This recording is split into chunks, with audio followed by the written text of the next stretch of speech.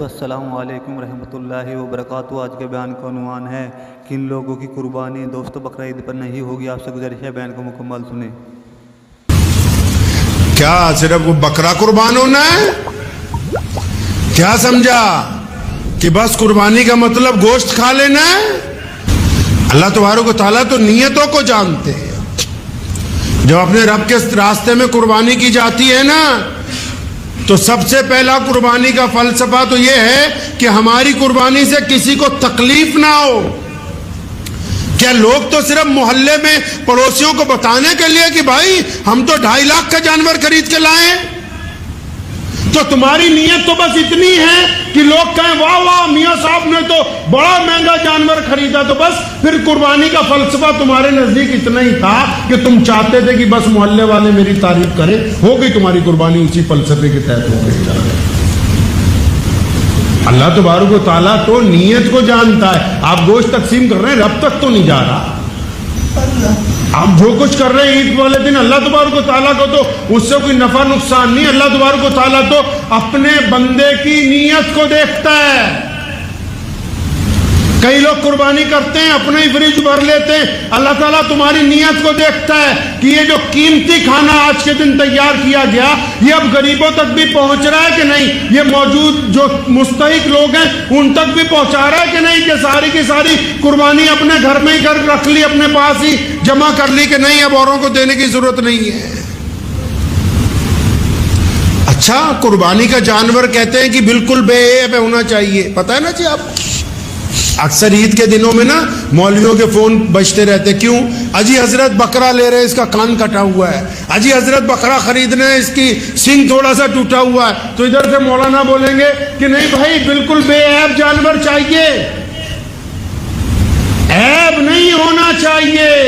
اچھا، جانور تو بے عیب ہونا چاہیے، جانور خریدنے والا بھی ٹھگ نہیں ہونا چاہیے، جانور خریدنے والا بھی سود خور نہیں ہونا چاہیے، جانور خریدنے والا بھی بے ایمان نہیں ہونا چاہیے، جانور خریدنے والا بھی رشوت خور نہیں ہونا چاہیے، جانور خریدنے والا بھی ظالم نہیں ہونا چاہیے، جانور خریدنے والا بھی بہنوں کا حق مارنے والا نہیں ہونا چاہیے، جانور خریدنے والا بھی پڑوسیوں پر ظلم کرنے والا نہ ہو۔ جس میں خود 500 عیب ہو پھر وہ بے عیب جانور ڈھونڈتا ہے۔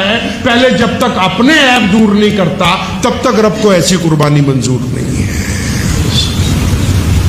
اپنے عیبوں پر کبھی نگاہ نہیں پڑی۔ قربانی کا سب سے بڑا فلسفہ ہے کہ بندہ اپنے من کو مارتا ہے۔ ابراہیم علیہ السلام کیا کسی باپ کی طبیعت چاہتی کہ بیٹے کو قربان کر دے؟ کیا کوئی ماں اپنی مرضی سے اپنا بیٹا ذبح کروا سکتی ہے؟ قربانی کا پہلا فلسفہ یہ ہے کہ بندہ اپنے من کو مارے، اپنے یار کی بات مان لے۔ تو ہم لوگ کیا، جتنے لوگ قربانی کرنے والے ہیں ان میں اکثر تو قصہ ہی ان کا یہ ہے، اکثر لوگوں کو آپ سنیے کہ میں نے یہ کر دیا، میں نے وہ کر دیا، میں اتنے کا جانور لے آیا، میں نے اتنے پیسے مسجد میں دے دیے، او میں ہی تو اللہ کو پسند نہیں ہے۔ آج تو بہت سارے لوگوں نے سمجھا کہ شاید قربانی کرنا تو بس جانور ذبح کرنا، جانور ذبح کرنا تو محمد الرسول اللہ کی سنت ہے۔ وہ سنت اس لیے قائم کی گئی تاکہ قیامت تک آپ کو یہ فلسفہ یاد رہے، قیامت تک آپ کو یہ فلسفہ یاد رہے کہ قربانی ہم دیتے کیوں ہیں، قربانی کا مقصد کیا ہے۔ ایک بندہ اپنے عزیز و اقارب کے ساتھ قربانی نہیں دیتا، ایک بندہ اپنی بہن کا حق نہیں دیتا، ایک بندہ اپنے ملازموں کی تنخواہ وقت پر نہیں دیتا، ایک بندہ دوسرے سے ٹھگی مارتا ہے، ایک بندہ کسی کی زمین پر قبضہ کر کے رکھتا ہے، ایک بندہ پڑوسیوں کے اوپر لگاتار ظلم کرتا ہے، ایک بندہ غریبوں کو گالی دیتا ہے، پھر وہ 1 لاکھ کا بکرا خرید کے کہے کہ میں قربانی کر رہا ہوں۔ یہ بدبخت قربانی نہیں کر رہا، یہ صرف دکھاوا کرنا چاہتا ہے، اور اللہ تبارک و تعالیٰ کو ایسا دکھاوا پسند نہیں ہے۔ اللہ کو ایسا دکھاوا پسند نہیں، اللہ تعالیٰ کو میں ہی تو پسند نہیں۔ جیسی طریقے سے سمجھ لیجئے کہ اللہ تعالیٰ کو بری چیز کیا لگتی ہے۔ آپ کے پاس زمین کا ایک ٹکڑا ہو، چھوٹا سا، کوئی 1000 گز کا یا 1 ایکڑ کا ٹکڑا ہو، کھیت ہو، آپ کا کوئی پڑوسی کہے کہ میرے بچے کی شادی ہے، یہاں شامیانہ لگا کے ہم پروگرام کرنا چاہتے ہیں، آپ کہو گے کر لو یار کوئی بات نہیں۔ لیکن اگر وہ شادی کے بہانے وہاں سیمنٹ کے بڑے بڑے پلر کھڑے کر دے 10-15، لینٹر ڈال لے تو آپ کا رد عمل کیا ہوگا؟ آپ کہو گے اچھا میری زمین اس لیے لی تھی کہ تم اس پہ قبضہ کرنے لگے. آپ کو اپنی چھوٹی سی زمین کے ٹکڑے پر ذرا سی ناجائز تعمیر برداشت نہیں ہے. اللہ قرآن پاک میں واضح طور پر کہتے ہیں, متعدد مقامات پر کہتے ہیں کہ زمین پر اکڑ کے چلنے والا بندہ اللہ کو پسند نہیں.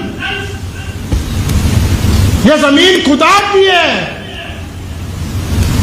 اس رب کی ہے جس نے پوری کائنات کو بنایا, جس کو آپ ایشور کہتے ہو, اکال پرکھ کہتے ہو. یہ اس رب کی زمین ہے. اس کو اپنی زمین پر تمام لوگ برداشت ہیں, اپنی زمین پر اکڑ سے چلنے والا برداشت نہیں ہے. رب کی زمین ہو اور آپ اکڑ کے چلیں, رب کی زمین پر آپ میں کرتے پھریں, رب کی زمین پر آپ غریبوں سے منہ ٹیڑھا کر کے باتیں کریں, رب کی زمین پر آپ مظلوموں کو دھکا ماریں, رب کی زمین پر آپ ضرورت مندوں سے اپنا منہ پھیر لیں, رب کی زمین پر آپ غریب کے منہ پہ تھپڑ مار دیں. اللہ تبارک و تعالیٰ کو آپ کی باقی باتیں تو برداشت تھی کہ جب آپ شراب پی رہے تھے, زنا کر رہے تھے, وہ آپ کے ذاتی فعل تھے, ان کی سزا ملے گی, قیامت کے دن حساب ہوگا. لیکن یہ جو رب کی زمین پر تم اکڑنے لگے اور رب کے بندوں سے گنڈا گردی کرتے لگے, اللہ کو یہ بات بالکل پسند نہیں ہے. اللہ کو یہ باتیں پسند نہیں. تو ذہن نشین رکھیں کہ یہ جو قربانی کی سنت ہم ادا کرنے کے لیے جا رہے ہیں, یہ سنت محمد رسول اللہ صلی اللہ علیہ وسلم کی ہے.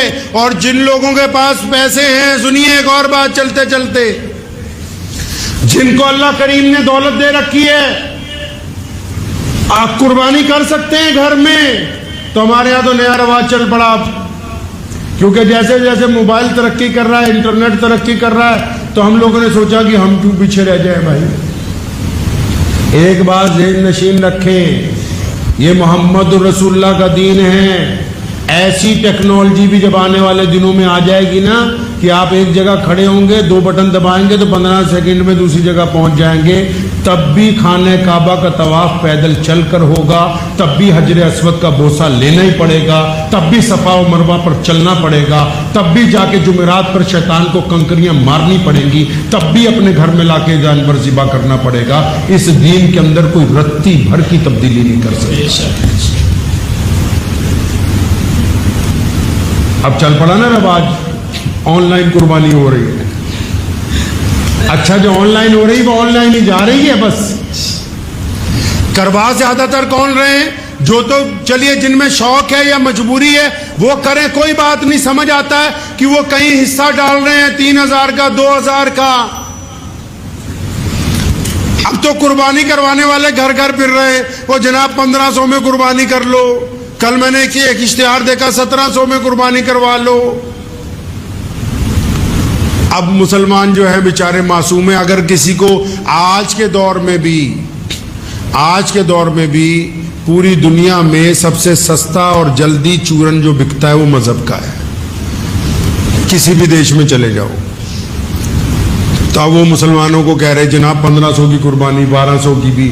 اچھا جو پہلے ہی قربانی کرتے, جن کے پیسے نکالتے جان نکلتی ہے نا, یہی تو فلسفہ ہے. اللہ تعالیٰ نے کہا نا لے آؤ اپنا مطہر مال میرے راستے میں لگاؤ, نکالو اپنا مطہر مال جو ہم نے تمہیں دیا, خرچو رب کے راستے میں. اب کئی ایسے ہو پتہ ہے گھر میں پیسے ہیں, جانور اچھا خرید کے گھر میں لا سکتے ہو, نہیں یار کوئی سستی سی قربانی کا حصہ ڈلوا لیتے ہیں. یہ جو آپ حصہ ڈال رہے ہو بس قصہ ہی بن گیا, حصہ نہیں پڑا, یہ تمہارا قصہ ہی بن گیا اس کا. اللہ ان کو بھی معاف فرمائے جو پیسے لے کے قربانیاں نہیں کرتے.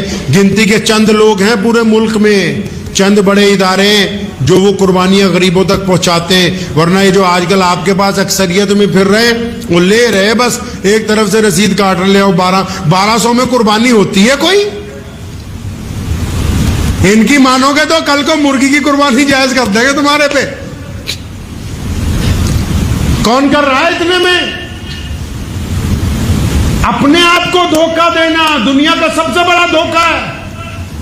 اس خوش فہمی میں رہنا کہ جی ہم نے پیسے دے دیے قربانی ہو گئی. یہ کس طرح قربانی ہو گئی؟ رسول اللہ چاہتے ہیں کہ آپ اپنے گھر میں لا کے قربانی کریں, آپ کے بچے بھی موجود ہوں, اہل و عیال بھی وہاں پہ موجود ہوں, اس کی چیزیں, اس کا تمام ساز و سامان غریبوں میں بانٹیں, پڑوسیوں میں بانٹیں, مستحق لوگوں تک پہنچائیں اس چیزوں کو. اللہ نے آپ کو دے رکھا ہے تو پھر آپ اسے نظریں کیسے پھیر سکتے ہیں؟ جو بندہ اپنی ذمہ داری ادا نہیں کرتا اور پھر اس کو خسارہ ہوتا ہے تو وہ خود اپنے خسارے کا ذمہ دار خود ہے,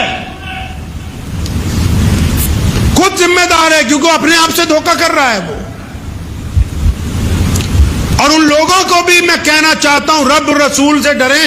آج کل تو ہول سیل میں ایسے لوگ موجود ہیں جو مساجد اور مدارس کے نام پر صرف ڈاکہ ڈالنے کا جنہوں نے کاروبار شروع کیا, انہوں نے رب اور رسول کے نام پر لوگوں پہ ڈاکہ مارنے کا کام شروع کیا. کم از کم اگر آپ کے پاس کچھ دین کی دولت موجود ہے تو ان لوگوں کا عبرت ناک انجام پڑھ لو جنہوں نے دین کے اندر خیانت کرنے کی کوشش کی.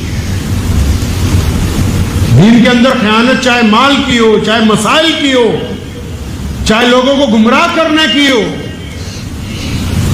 تو اس لیے جو حضرات حصہ بھی ڈالیں گے, اگر وہ کسی مستند آدمی کو جانتے, مستند عالم دین کو جانتے, جو واقعی جن کے اداروں میں واقعی قربانیوں کا اہتمام کیا جا رہا ہے, تو وہ تو بات سمجھ میں آ رہی ہے. لیکن گلی محلے میں تھیلا اٹھائے جو لوگ پھر رہے ہیں کہ بھئی 1000 روپے دے دو, 1200 دے دو, یہ رسید پکڑو, آپ کی قربانی ہوگی. قربانی نہیں ہوئی, وہ حصے کا قصہ بن گیا ہے. اور قیامت والے دن آپ بھی پکڑے جاؤ گے کہ جب چھوٹے جانور کے پیسے موجود تھے تو پھر یہ کس طرح جان چھڑانے کی تم نے کوشش کی ہے.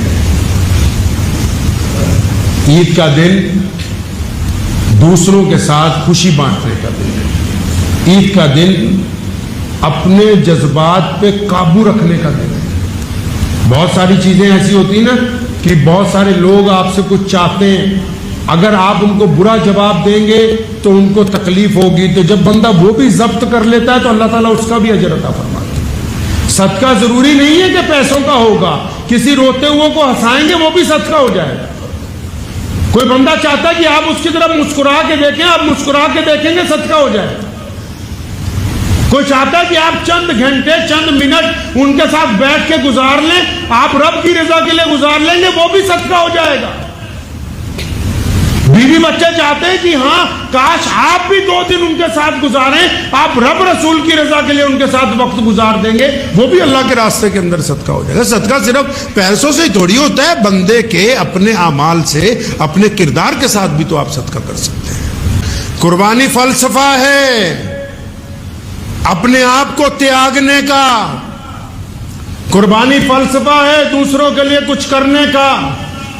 قربانی فلسفہ ہے ضبط کا. قربانی فلسفہ ہے صبر کا. قربانی لازوال داستان ہے اپنے رب سے عشق و محبت کی. قربانی داستان ہے باپ اور بیٹے کے پیار کی. قربانی داستان ہے ایک ماں کی جرت کی. اور قربانی داستان ہے ایک میاں اور بیوی کے آپس میں انڈرسٹینڈنگ کی. آپ نے کیا سمجھا کہ ہم صرف قربان کرنے کے لیے جانور جا رہے ہیں؟ آج بھی جب ہم جانور خریدتے ہیں لاکھوں روپے میں تو وہ بھی قربانی کے اسی جذبے میں آتا ہے کہ جب ہم مطہر مال, ہمیں پتا ہے کہ یہ چیز اتنے کی نہیں ہو سکتی, لیکن ہم اپنے رب کی محبت میں اس کے اوپر اپنا سب سے قیمتی مال خرچ کرتے ہیں.